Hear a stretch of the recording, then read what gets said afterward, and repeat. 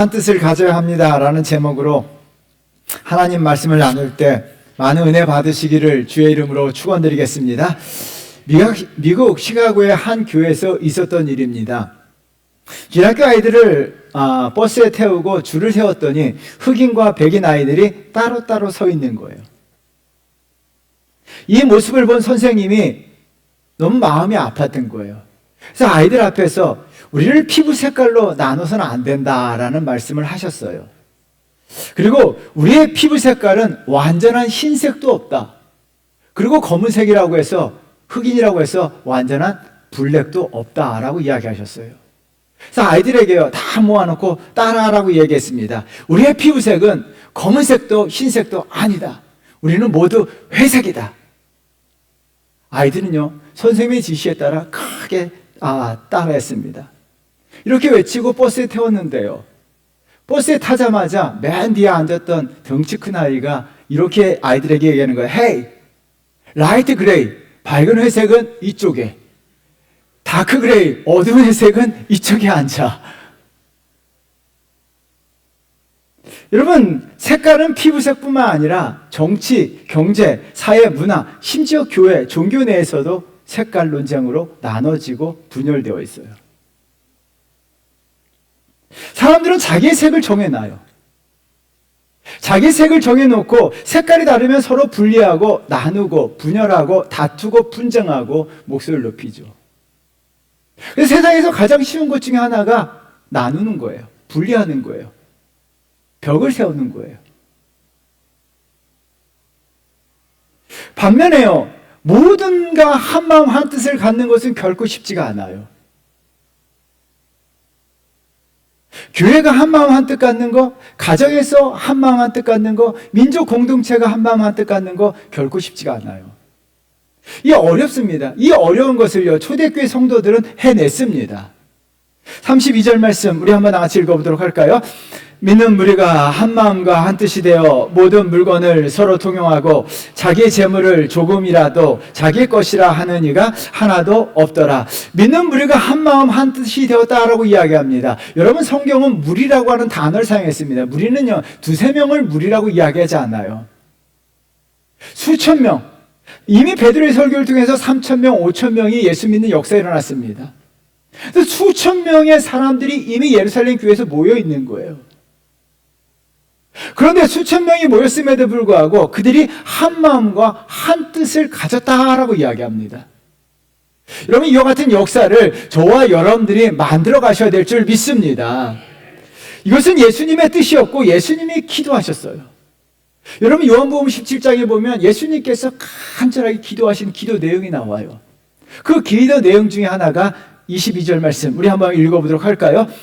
내게 주신 영광을 내가 그들에게 주었사오니 이는 우리가 하나가 된 것 같이 그들도 하나가 되게 하려 함이니이다. 우리가 하나 된 것 같이 그들도 하나가 되게 하려 합니다 라고 이야기합니다. 주님의 간절한 기도는요, 주님의 백성들이, 주님의 제자들이, 주님의 모든 교회가 하나 되기를 원하셨던 거예요. 여러분, 한 마음 한 뜻을 갖는 것은 주님의 뜻이었어요. 주님의 기도였어요. 주님의 삶이었고 주님의 목적이었어요. 저와 여러분들은 주님을 따르는 주님의 제자들인 줄 믿습니다. 그렇다면요, 우리는 어떻게 합니까? 주님의 뜻을 이뤄 가셔야 되죠. 그래서 정말 우리가 그리스도인이라면, 우리가 주님의 사람이라면, 하나님 나라 백성이라면 우리는요 한 마음 한 뜻을 가지셔야 돼요. 왜요? 그것이 주님의 뜻이기 때문이에요. 그래서 신앙생활 한다는 건 뭐예요? 교회 생활 한다는 건 뭐예요? 나와 생각이 다를 수 있지만 그 뜻을 모으는 거예요. 여러분, 그래서 그리스도인들이 가는 곳은, 그리스도인 가정은요 한 마음 한 뜻을 가지셔야 돼요. 성도들이 모여있는 목장 모임이나 성도들이 모여있는 교회 공동체는 한 마음 한 뜻을 가지셔야 돼요. 이 시대에 이것이 꼭 필요합니다. 여러분, 이 민족 공동체를 한번 보세요. 분열되고 나누고 있어요. 양극화 현상이 일어나요. 정치 색깔로 남과 북이, 동과 서와 좌와 우와, 여당과 야당이 양극화로 치닫고 있어요. 여러분, 이것은 주님의 뜻을 거스르는 것입니다. 저와 여러분들이 속한 공동체가 한마음 한뜻을 이루고 저와 여러분들은 한마음 한뜻을 가지셔야 될 줄 믿습니다. 그러기 위해서는 어떻게 해야 되는지 오늘 본문을 살펴보도록 하겠는데요. 첫 번째는요, 저와 여러분들이 공유적 마음을 가져야 합니다. 굉장히 중요한 마음이에요. 장정일 시인이 방이라고 하는 글을 여러 개 썼어요. 그 중에 하나인데요. 우리 한번 나같이 읽어보도록 할까요? 방이 2개면 2짝의 옷장이 필요하고 2개의 달력이 필요하고 방이 2개면 한 방에 한 사람은 노래하고 손뼉을 치고 한 사람은 울며 방바닥을 치고 방이 2개면 외로움은 2배가 되고 슬픔은 2배가 되고 눈물, 근심, 걱정은 2배가 되고 그렇다고 해서 지혜가 2배가 되지 않고 평화, 기쁨, 즐거움, 웃음은 2배가 되지 않고 방이 2개면 방이 3개면 자꾸 벽이 생기고 자꾸 벽이 커지고 방이 2개면 외로움, 슬픔, 근심, 걱정은 2배가 되고 평화, 기쁨, 즐거움은 웃음은 2배가 되지 않고 벽이 생기고 벽이 커지고 두꺼워진다는 거예요. 여러분, 이 글에 공감하십니까? 저는 개인적으로 공감합니다. 방이 많으면 많을수록 한 뜻을 가지기 어려워요. 여러분, 각각 자기 방이 생기면요, 자기 것이라고 주장합니다. 그래서 어떻게 합니까? 한 집에 살면서 내 방이야! 들어오지 못하게 하는 거예요. 우리 집에서 그러면 큰일 나요. 어째 네 방이냐? 아빠 방이지. 모든 건 아빠 방이다. 아이들이 어떻게 하면 내 방이다라고 주장하는 거예요. 내 방. 들어오지 못하는 거예요. 부모도 못 들어오게 하고 형제들도 못 들어오게 하는 거예요. 여러분, 자기 방들이 생기는 순간 벽이 만들어지고 벽이 커지게 돼요. 그래서 어떻게 합니까? 방이 많은 집에 살게 되면요, 개인화가 이기적이 될 수밖에 없는 거예요. 점점 부모와 자식 간에 벽이 생기고 형제와 형제 사이에 벽이 생겨요. 단칸방에 행복이 있습니다. 단칸방에서는요, 방이 하나라서 불편하지만 벽이 없어요. 단칸방에 살면서 내 방이야! 라고 주장하는 사람 없어요. 단칸방은요, 불편합니다. 그런데 벽이 없어요. 모두가 다 공유합니다. 어린 시절 한 방에 모여 부모님과 5남매, 우리가 5남매인데요. 매일 모여서 아침 저녁으로 예배를 드렸어요. 그리고 5남매가 한 방에서 생활했어요. 그 방에 감히 내 방이라고 주장한 사람 한 명도 없었어요. 그 방의 모든 물건은 공유입니다. 이불도 함께 쓰고 모든 것이 공유예요. 여러분, 그러자 이 형제가 나이가 들어서까지도 계속 유지되더라고요. 초대교회는요, 초대교회 무리가 단칸방의 행복을 누렸는데요. 32절 말씀 우리 한번 같이 읽어보도록 할까요? 읽겠습니다. 믿는 무리가 한 마음과 한 뜻이 되어 모든 물건을 서로 통용하고 자기 재물을 조금이라도 자기 것이라 하는 이가 하나도 없더라. 여러분, 32절 말씀을 여러분 어떻게 생각하십니까? 이것이 가능하다고 생각하십니까? 물론 이들은 단칸방에 모여 산 것은 아닙니다. 각자 자기 집이 있었습니다. 그런데 어떻게 합니까? 성도들은요, 벽을 만들지 않았다는 거예요. 자기 것이라고 하는 이가 한 사람도 없었다라는 말이 있습니다. 이 말의 의미는요, 공유적 마음을 가지고 있다는 거예요. 실제 모든 것이 각자 개인의 거예요. 자본주의, 개인주의가 인정이 되었습니다. 그런데 어떻게 합니다? 내 것이지만 내 것이라고 인정하지 않는 거예요. 이 말의 의미는요, 내 것이지만 교회 공동체에서 성도들이 필요하다면 빌려주고 나눠주고 베풀어줬다는 의미예요.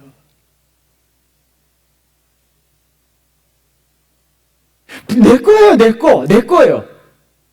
이거 분명히 내 거예요. 그런데 내 것이라고 해서 나만을 위해서 사용하는 것이 아니라 성도들이 필요한 곳이 있다면 아낌없이 그것을 내주는 거예요. 모든 성도가 이런 마음으로 살아감으로 말미암아 초대교회는요, 한마음 한뜻을 가질 수밖에 없다는 거예요. 또 저와 여러분들도요, 이런 공유적 마음을 가져야 될 줄 믿습니다. 그렇다면요, 공유적 마음을 가지기 위해서는 어떻게 될까요? 여러분, 나 자신으로부터요, 공동체를 향해서 방향을 전환해야 돼요. 짧은 동화 이야기가 있어요. 행복하지 못하다고 생각하는 한 남자가 살고 있었습니다. 직장에서 상사에게 늘 욕을 먹고 집에 오면 아내가 늘 잔소리하고 바가지 긁는 거예요. 사는 게 재미가 하나도 없는 거예요. 그래서 어느 날 모든 걸 다 내려놓고 행복의 나라로 떠나기로 결심하고 행복의 나라로 출발합니다. 이제 사흘만 걸면 행복의 나라로 도착할 수가 있습니다. 그런데 그날 밤에요, 장난꾸러기 요정이 그의 구두코로의 방향을 반대 방향을 왔던 방향으로 그대로 돌려놔요. 근데 다음날 이 남자가요, 구두코가 향한 대로 사흘길을 걸었습니다. 그리고 행복의 나라 도착합니다. 행복의 나라 도착하다 보니까요, 아침에 출근할 직장이 있는 거예요. 행복의 나라 도착해 보니까요, 곁에 사랑하는 아내가 있는 거예요. 그래서 이 남자는요, 그때부터 행복하게 오래 살았더래요.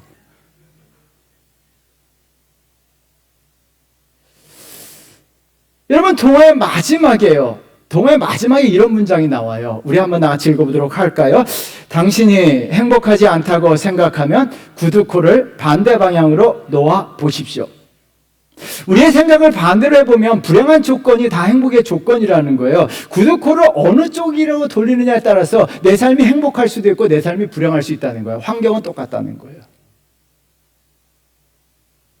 여러분, 이 짧은 동화지만은 여러 가지 생각을 하게 하는 동화 이야기입니다. 우리의 구두코의 방향이 중요합니다. 신앙생활도 마찬가지입니다. 우리 사회생활도 마찬가지입니다. 방향을요, 나에게로 돌리느냐, 신앙생활하면서 모든 방향을 다 나에게로 돌리느냐, 아니면 공동체를 향해서 구두코를 돌려놓느냐가 중요합니다. 여러분, 반드시요, 신앙생활 한다는 것은 내 삶의, 내 신앙의 구두코를요, 공동체를 향해서 돌려놓으셔야 합니다. 공동체를 향해서 돌려놓으셔야 합니다. 왜 이것이 중요할까요? 여러분, 자기만을 위한 신앙, 내가 구두코를 나에게 돌려놓으면요, 자기만의 신앙이에요. 여러분, 혼자 구원받고 잘되고 복받으면 그만이라는 생각을 해요. 그런데요, 성경 어딜 찾아봐도요, 혼자 구원받고 혼자 잘되고 혼자 복받는 경우는 없어요.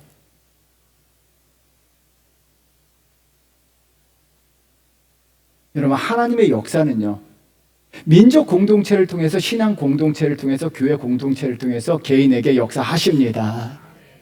반드시 기억하셔야 돼요. 나만 잘 되면 됐지, 나만 복받으면 됐지, 그런 거 없어요. 여러분, 해밍웨이의 누구를 위해 종은 울리나 소설 다 알고 계실 거예요. 그 제목은요, 16세기 수사였던 존 던의 시의 제목을 자기 소설의 제목으로 가져온 거예요. 존 던은요, 수사였습니다. 요즘 시대로 이야기하면 목사님이셨어요. 그리고 영국 16세기 최고의 시인이셨습니다. 그분이 누구를 위해 종은 울리나라는 시를 썼는데요, 그 시의 앞부분은 이렇습니다. 우리 한번 나같이 읽어보도록 할까요? 그 누구도 스스로 온전한 섬이 아니다. 모든 사람은 대륙의 일부분, 전체의 부분이다. 여러분, 누구도요, 홀로 있는 섬이 없다는 거예요. 섬이 홀로 떠 있는 것처럼 보이지만 여러분, 섬은요, 대륙의 일부분이에요. 바닷속을 들어가 보면 그 섬도 대륙과 연결되어 있다는 거예요. 여기서 중요한 문장이 나와요. 혼자서는 온전해지지 못한다는 거예요. 모든 사람은 섬처럼 존재해도 실상은 대륙의 일부분이고요, 혼자서는요, 온전해지지 못합니다. 신앙도 마찬가지입니다. 혼자서 온전해질 수 없습니다. 혼자만이 축복받을 수가 없습니다. 신앙 공동체를 통해서, 하나님은요, 신앙 공동체를 통해서, 여러분, 신앙 공동체를 통해서 그 사람과 역사하시고 그 사람을 위해 축복하시고 그 사람을 위해서 일하시는 줄 믿습니다. 그래서요, 신앙 공동체를 떠나서 홀로 존재하는 것은 있을 수가 없어요.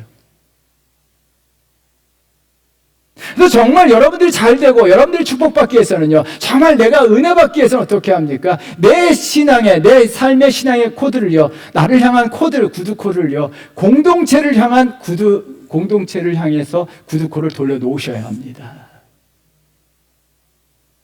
여러분, 다니엘의 삶을 한번 볼까요? 우리 다니엘서 6장 10절 말씀 우리 한번 같이 읽어보도록 하겠습니다. 다니엘이 이 조서에 왕의 도장이 찍힌 것을 알고도 자기 집에 돌아가서는 입방에 올려가 예루살렘을 향한 창문을 열고 전에 하던 대로 하루 3번씩 무릎 꿇고 기도하며 그의 하나님께 감사했더라. 여러분, 다니엘은요, 그냥 기도하면 되지라고 생각합니다. 다니엘은 그렇게 하지 않았어요. 자기 삶의 구두코를 예루살렘 성전을 향해서 돌려놨어요.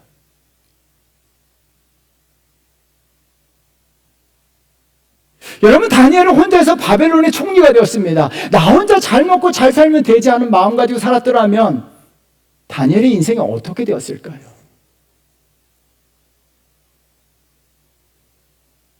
하나님께서 다니엘을 그렇게 높이셨을까요? 아니에요.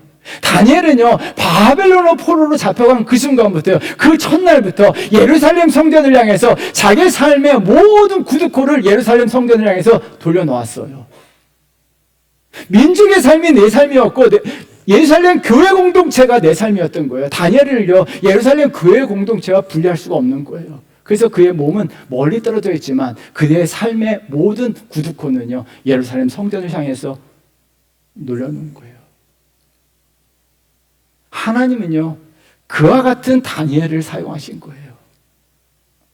저와 여러분들도요, 우리 삶의 구두코가 정말 나를 향해서 있는 것이 아니라 하나님의 교회, 예수 그리스도가 몸된 교회, 이 교회를 향해서, 신앙 공동체를 향해서 돌려놓으셔야 할 줄 믿습니다. 그러면 어떻게 합니까? 이 신앙 공동체를 향해서 내 마음이 거기를 향해 있다면요, 이 공동체를 향한 공유적 마음이 생기게 돼요. 그리고 공유된 마음 가지게 될 때 나타나는 현상이 있습니다. 여러분, 34절, 35절 말씀 우리 한번 같이 읽어보도록 할까요? 읽겠습니다. 그 중에 가난한 사람이 없으니 이는 밭과 집에 있는 자는 팔아 그 판 것의 값을 가져다가 사도들의 발 앞에 두매 그들이 각 사람의 필요를 따라 나누어 줌이라. 각 사람의 필요를 따라 나눠줬다라고 이야기합니다. 어떻게 합니까? 내 마음이 교회 공동체, 신앙 공동체를 향해 열려있게 되자 교회가 필요한 것이 무엇인가를 알게 되는 거예요. 여러분, 우리가 신앙생활 한다는 것은 무엇입니까? 하나님께서 내게 주신 교회, 주의 몸된 교회, 정말 필요한 것이 무엇인가를 알게 돼요. 그리고 내가 사랑하는 성도들의 필요가 무엇인가를 알게 돼요. 그리고 어떻게 합니까? 작은 것이라도 그들의 필요를 채워주는 은혜가 넘치는 줄 믿습니다. 하나님은요, 이런 사람을 통해서 역사를 만들어 갔어요. 교회가 어떻게 되든 상관하지 아니하고 나 혼자 복 받겠다. 여러분, 그런 일은 성경에서 없어요.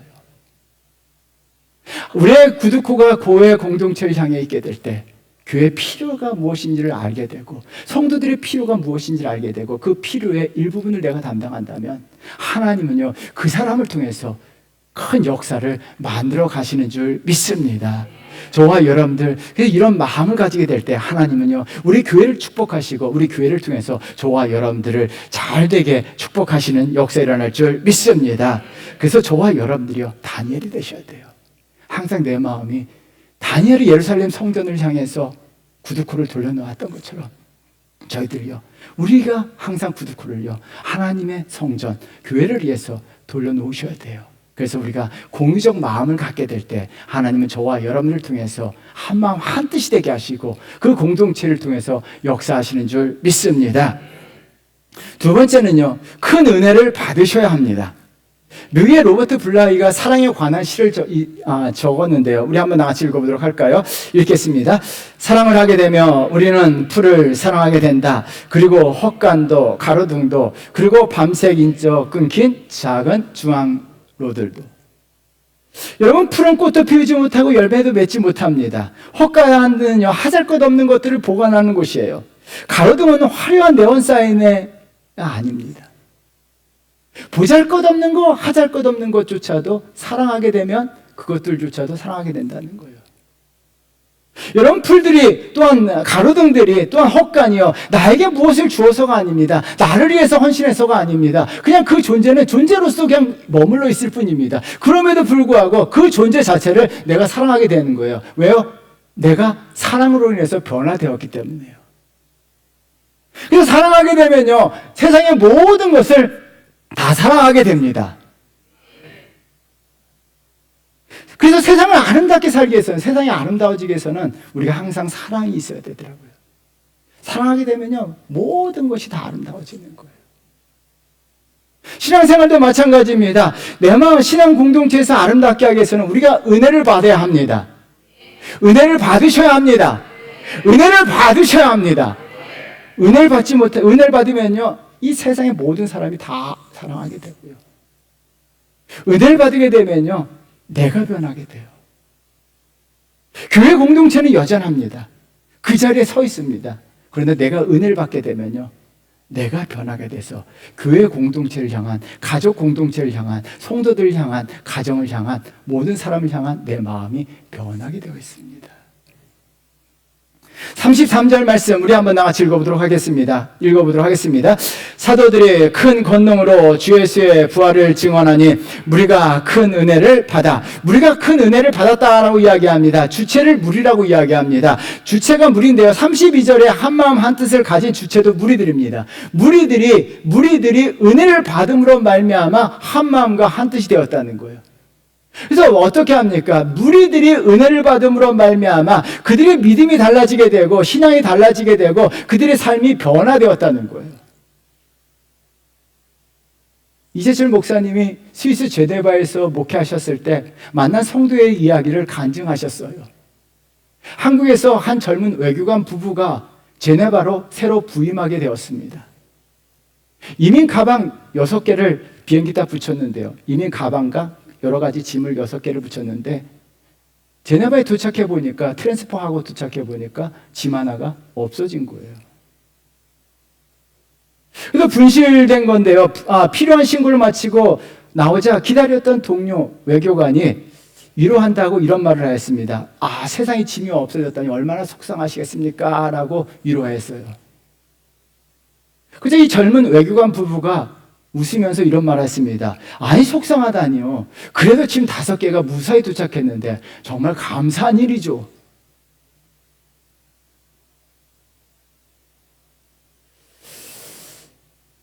정말 감사하다고 이 말을 했던 부분이 교회 집사님 부부예요. 교회 집사님 부부.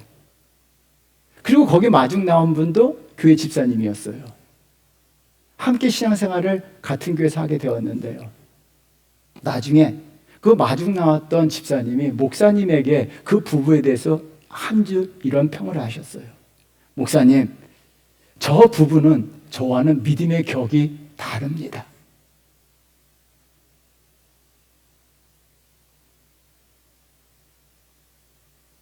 한 교회에서 동일하게 신앙하지만 믿음의 격이 다르다는 거예요. 믿음의 격이 다르다. 이 참 적절한 표현인데요. 믿음의 격이 다른 사람은요, 도저히 감사할 수 없는 상황, 짐을 하나 잊어버렸어요. 그럼에도 그 상황에서 불평할 수밖에 없고 욕을 할 수밖에 없는 상황 속에서도 오히려 웃으면서 감사한다는 거예요.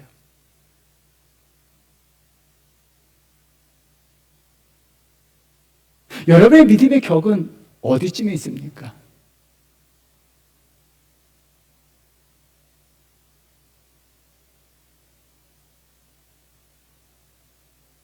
저는 이 질문을 우리 주원교회 성도들에게 던져보고 싶어요. 감사할 수 없는 상황 속에서 감사한다는 거, 원망할 수밖에 없는 상황 속에서 감사하다는 거, 불평할 수 없는 상황 속에서 불평하는 거 누구나 할 수 있는 거예요.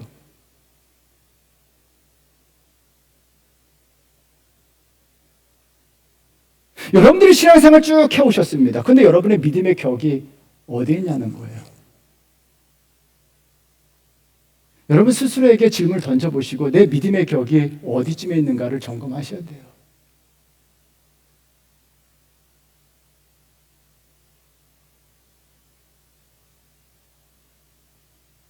날마다 믿음의 격이 땅바닥에 있는 것처럼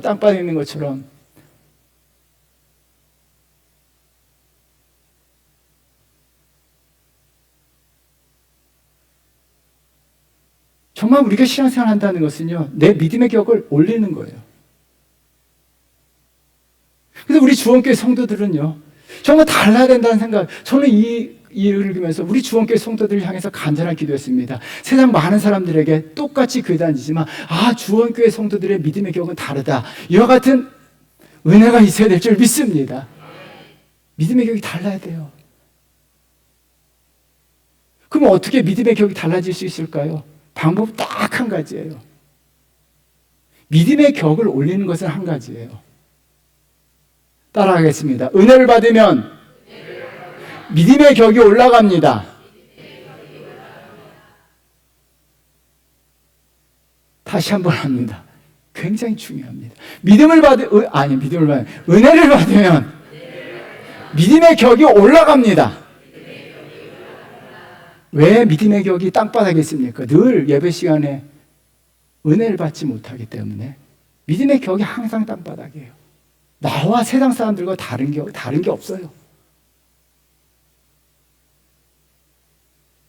여러분 무엇이 다르십니까? 장로님 무엇이 다르십니까? 원사님들 무엇이 다르시냐는 거예요. 직분이요?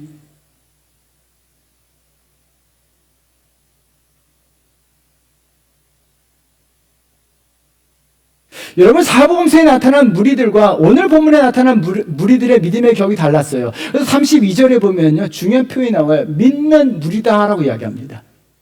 사복음서에서는요 무리라고 했을 때 믿는다라고 하는 수식어가 한 번도 붙지 않았어요. 근데 사도행전에 나타난 무리들, 사도행전에서도 사복음서에도 무리들이 등장하는데요. 무리라는 말이 계속 등장합니다. 근데 무리들은 어떻게 합니까? 우르르 몰려다녔습니다. 그래서 내가 필요할 때는 예수 믿는 척하고 막 예수님 찬송하다가 필요 없을 때는 어떻게 합니까? 에이 하면서 돌아서기도 하고 원망하기도 하고 불평하기도 하고. 근데 사도행전에 나타난 믿는 무리들 믿음이 격된 거예요. 왜요? 은혜를 받았기 때문에요. 저와 여러분들이 믿는 성도가 되어야 될 줄 믿습니다. 믿는 성도가 되어야 될 줄 믿습니다. 그러기 위해서는 어떻게 합니까? 믿음의 격이 좀 높아져야 돼요. 은혜를 받으면 믿음의 격이 높아지는 역사가 일어날 줄 믿습니다. 그렇다면 은혜를 받기 위해서 어떻게 될까요? 33절 말씀 다시 한번 같이 읽어보도록 할까요? 읽겠습니다. 사도들이 큰 권능으로 주 예수의 부활을 증언하니 무리가 큰 은혜를 받아. 여러분 받다라는 동사가 나와요. 근데 한국 성경에는 받다라고 이야기합니다. 주체가 누구예요? 나예요. 근데 영어 성경에 읽어보면 아폰이라고 하는 전치사를 사용했어요. 내린다는 거 위해서요. 그래서 쉬운 성경에서는요 이렇게 번역해놨습니다. 하나님께서는 모든 사람에게 더 많은 은혜를 베푸셨습니다. 그러면요 여러분 이 번역을 잘 보시면 하나님께서 위에서 은혜를 내려주셨습니다. 그럼 은혜를 주시는 분은 누구예요? 하나님이세요. 여러분 목사가 은혜를 주는 거 아니에요. 목사님에게 은혜 받는 거 아니에요. 목사가 은혜를 줄 수가 없습니다. 목사는요 도구에 불과합니다. 하나님 말씀을 전하는 도구입니다. 은혜를 주시는 분은 하나님이신 줄 믿습니다. 그리고 통로가 있어요. 은혜의 통로가 있어요. 그것이 예배입니다. 찬양입니다. 기도입니다. 말씀입니다. 그래서 우리는 어떻게 합니까? 예배와 찬양과 기도를 통해서 하나님께서 주시는 은혜를요 내가 받아야 돼요. 그래서 은혜를 내리시는 분은 하나님이시기 때문에요 하나님은 항상 은혜 베푸시기를 원하시는 분인 줄 믿습니다. 하나님은요 동일하게 오늘도 은혜를 부어주십니다. 그러면 주체는 받다는 동시에 주체는 누구예요? 나예요. 어떻게 받을 수 있을까요? 내가 받아야 되는데 누가 받냐는 거죠. 우리가 은혜를 어떻게 받을 수 있을까요? 철학자 하이데거의 책을 읽다 보니까 방념이라고 하는 개념을 사용하더라고요. 이 방념이라고 하는 개념은 비우다라는 개념 속에 나왔는데요. 우리 한번 다 같이 읽어보도록 하겠습니다. 모든 사물이 만나는 자유 공간의 개방성에 자신을 열어놓고 맡기는 거. 굉장히 중요한 개념이에요. 방념이 비우다라는 개념에서 시작해서 열어놓고 맡기다는 거예요. 그러면요 우리가 은혜를 받기 위해서는 두 가지 조건이 필요한데요. 하나는 열어야 합니다. 우리의 마음을 활짝 열어야 하는 줄 믿습니다. 하늘에서요 막 비가 쏟아져요. 그런데요 뚜껑을 닫아놓으면요 비 한 방울도 들어오지 않아요.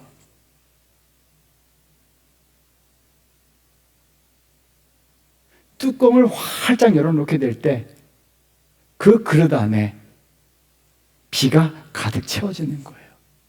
그렇다면 내가 하나님을 향해서 내 마음을 얼마나 열어놓냐는 거예요. 여러분, 하나님을 향해서 마음을 닫아놓으면요, 예배를 드릴 때, 찬양을 부를 때, 말씀을 들을 때 마음을 꽉 닫아놓으면요, 하나님의 은혜가 여러분 안에 들어오지 못합니다. 왜요? 뚜껑이 닫혀있기 때문에. 그리고 조금만 열려있으면 조금만 은혜 받는 거예요. 그래서 예배 드리기 위해서는 어떻게 합니까? 내 마음을요, 하나님을 향해서 활짝 열어놓으시게 될 때 하나님의 은혜가 폭포수처럼 내 심령 가운데 임하는 줄 믿습니다. 그래서 예배 드림이라는 건 뭐예요? 내 마음을 활짝 열어놓는 거예요. 마음을 활짝 열어놓으시고 하나님의 주시는 은혜, 말씀을 통해 주시는 은혜, 예배를 통해서 주시는 은혜, 찬양을 통해 주시는 은혜를 내가 받으셔야 될 줄 믿습니다. 단 하나는요, 비워야 합니다.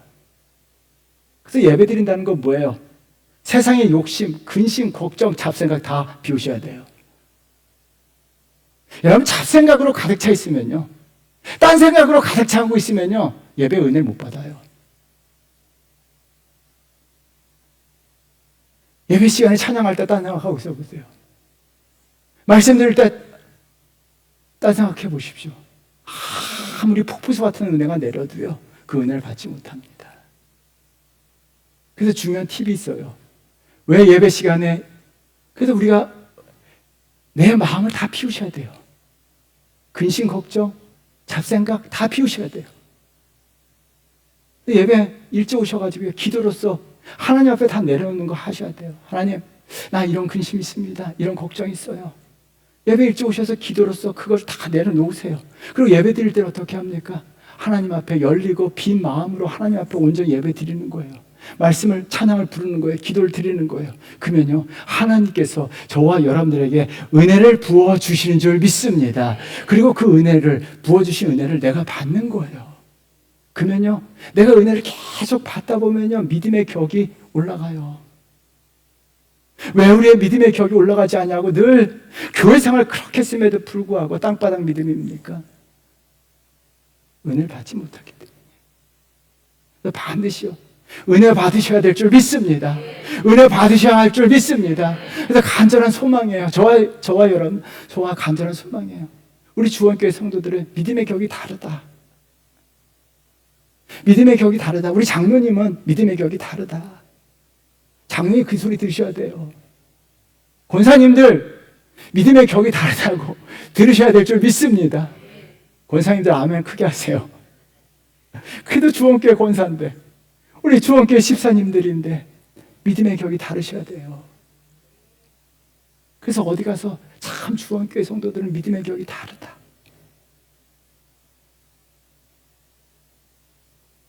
은혜 받으세요. 하나님은요, 오늘도 여러분들에게 말씀을 통해, 찬양을 통해, 기도를 통해, 예배를 통해 은혜 주세요.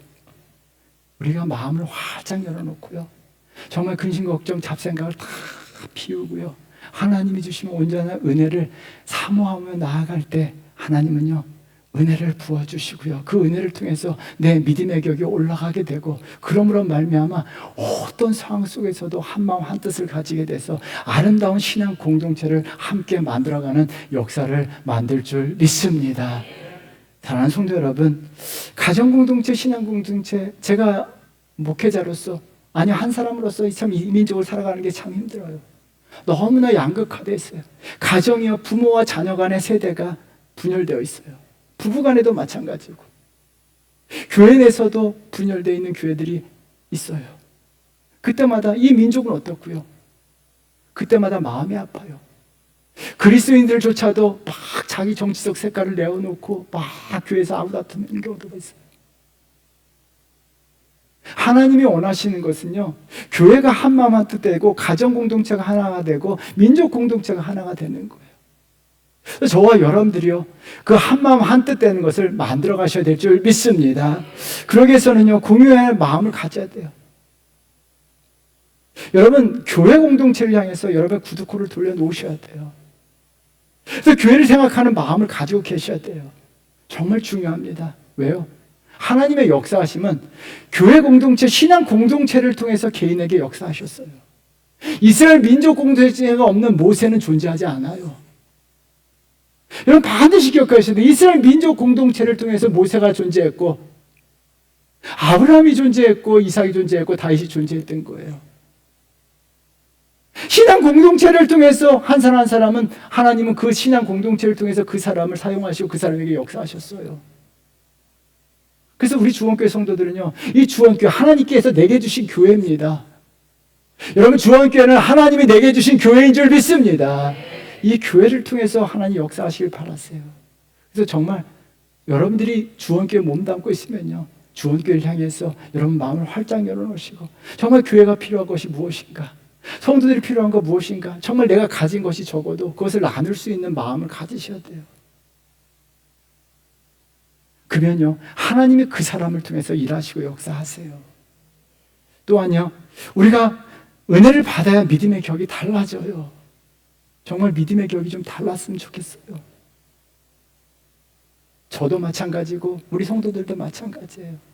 믿음의 격이 달라져서 정말 한마음 한뜻 가져서 우리가 함께 정말 아름다운 신앙 공동체, 여러분의 가정 공동체를 함께 만들어 갔으면 좋겠습니다. 이런 성도 되시기를 주의 이름으로 축원드립니다. 찬양 하나 부르겠습니다.